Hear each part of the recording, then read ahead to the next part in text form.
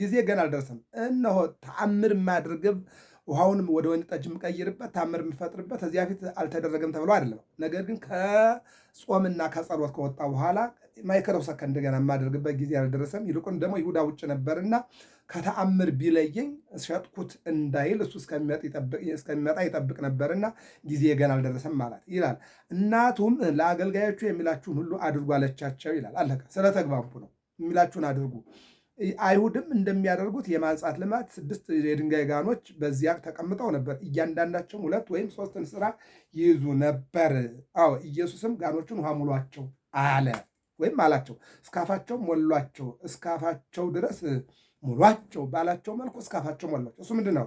ቅድሁ ማየ ወምልው እስከ አፍወን፣ ውሃ ቅዱና እስካፋቸው ሙሏቸው አለ። ከዚያ ቀጠለና ምን አለ?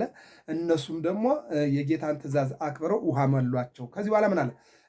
አሁን ቀርታችሁ ለአሳዳሪው ስጡት አላቸው። ሰጡት። አሳዳሪውም ተደነቀ ይላል። የወይን ጠጅ የሆነውን ውሃ በቀመሰ ጊዜ ከወዴት እንደመጣ አላወቀም። ውሃውን የቀዱት አገልጋዮች ግን ያውቁ ነበር። አሳዳሪው ሙሽራውን ጠርቶ ሰው ሁሉ አስቀድሞ መልካሙን የወይን ጠጅ ያቀርባል፣ ከሰከሩም በኋላ መናኛውን አንተስ መልካሙን የወይን ጠጅ እስካሁን አቆይተሃል አለና ተደነቀ፣ ተገረመ ነው የሚለው። ጢሞ አንከረ ሊቀ ምርፋቅ በረከተ ዘአምላክ ገብረ።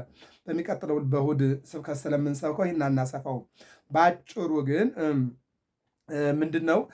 ይህም ዝቅ ብሎ የሚላችሁን አድርጉ ባላቸው መልእክት ይታወቃል ይላል። ይቀጥልና መተርጉማን እንደሚነግሩት ከ12 ሐዋርያት አንዱ ይሁዳ ወደ ውጭ ወጥቶ ነበርና እስኪመለስ ነው። ምክንያቱም ከታምሩ ቢለየ በሞቱ ገባሁበት እንዳይል ምክንያት ለማሳጣት ነው። ምስጢሩ ግን በወይን ተመስሎ የሚሰጠው ደሜ የሚፈሰው ዕለተ ዓርብ አልደረሰምና ጊዜ ገና ነው ሲላት ነው ይላል። ይሁን እንጂ የእናቱ ጥያቄ ለጊዜው ስላለ የእመቤታችን የድንግል ማርያም ጥያቄ ወደ ጌታ ቀርቧል። ስለቀረበ ወይም ደግሞ እሷ ያለችው በወቅቱና በሰዓቱ ስላለው ወይም ደግሞ ስለመጣው ችግር፣ ስለሰፈነው ችግር፣ ይልቁንም ደግሞ ስላለቀው የወይን ጠጅ ነበር። እሷ የጠየቀችው ስላለቀው የወይን ጠጅ ነው። እሱ ግን የሚናገረው ቀራንዮ ላይ ስለሚፈሰው ደሙና ስለሚቆረሰው ስጋው ነበረ ይላል። እሷም ፈቃዷን እንደሚፈጽምላት አውቃ ይለናል። እዚህ ላይ ነው ትርጉም። ወኩሎ ዘይቤለክሙ ግበሩ፣ የሚላችሁን አድርጉ። እንደሚፈጽምላት አውቃ ነው። እንደማይፈጽምላት ብታውቅ ተስፋ ቆርጣ ዝም ብላ ነው የምትሄደው፣ አትናገርም። ለደቀ መዛሙርቱ ግን የሚላችሁን አድርጉ አለችና እሷ ሄደች፣ ወደ መቀመጫዋም ተቀመጠች። በዚህን ጊዜ ጌታችን እንደሚፈጽምላት አውቃ ሄዳ ስትቀመጥ እነሆ ጌታችን ምን አለ? 6 ጋኖች አሉ። እነዚያን 6 ጋኖች 2 እንስራ ይይዛሉ። ምን አላቸው? ጋኖቹን እስከ አፋቸው ድረስ ውሃ ሙሏቸው አለና አዘዘ ይላል። ሲያዝ ውሃ ሞላቸው። ውሃ ሲሞሉ 6ቱም የወይን ጠጅ ሆኑ። በዚህም ጊዜ ምን አለው?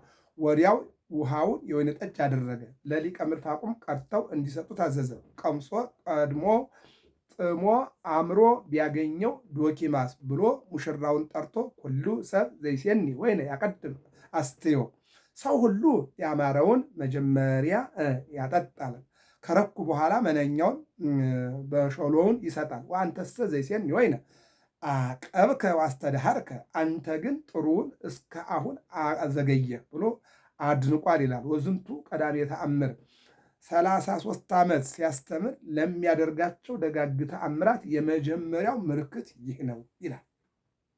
33 ዓመት በልሙጥ ገላ ላይ አይን ይፈጥራል አይደል? 38 ዓመት ሙሉ ተኝቶ የነበረውን ተነስ ይላል። ጎብጣ የነበረችውን ቀና በል ይላል።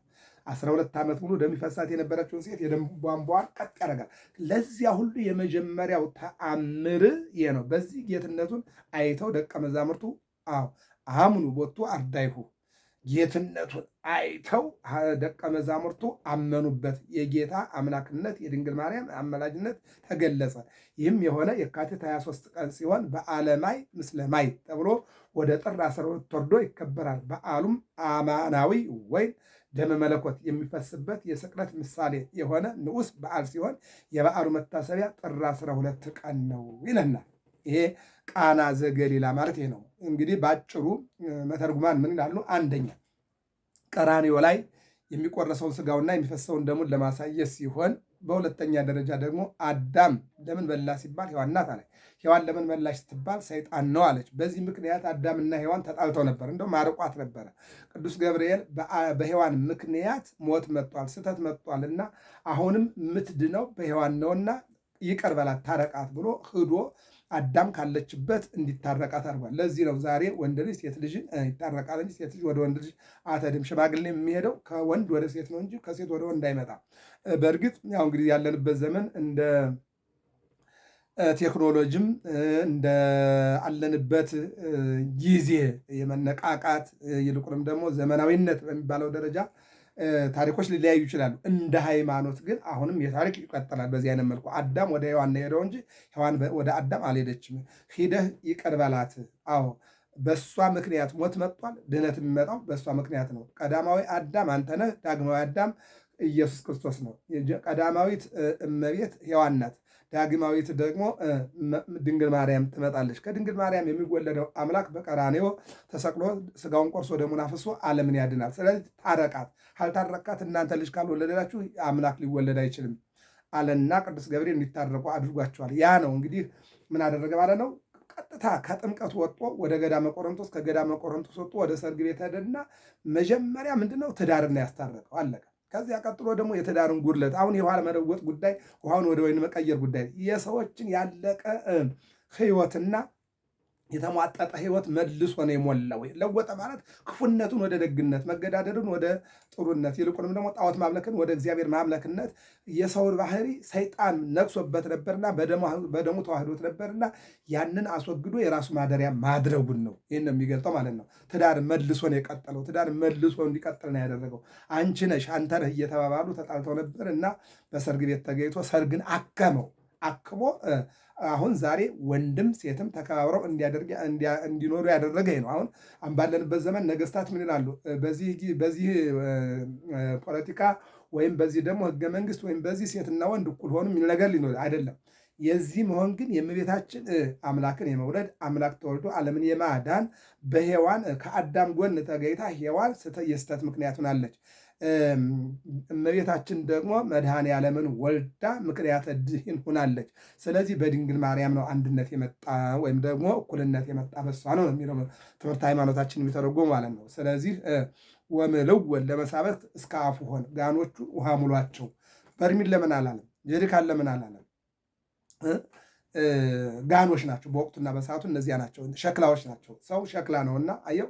ስለዚህ ጋኖቹን ውሃ ሙሏቸው ማለት የሰው ልጆችን ፍቅር ህይወታቸው ይለወጥ ማለት ነው። እንዲያውም ጀሪካን ጠፍቶ በርሜል ጠፍቶ አይደለም፣ ግን ሰው የመጣው ካፈር ነው። መጀመሪያ ሸክላ ነው። ከሸክላነት እፍ ሲልበት ሰው ሆነ ነው አይደል? ጋኖቹ መጀመሪያ አፈር ነበሩ፣ ከአፈርነት ወደ ሸክላነት መጥተዋል።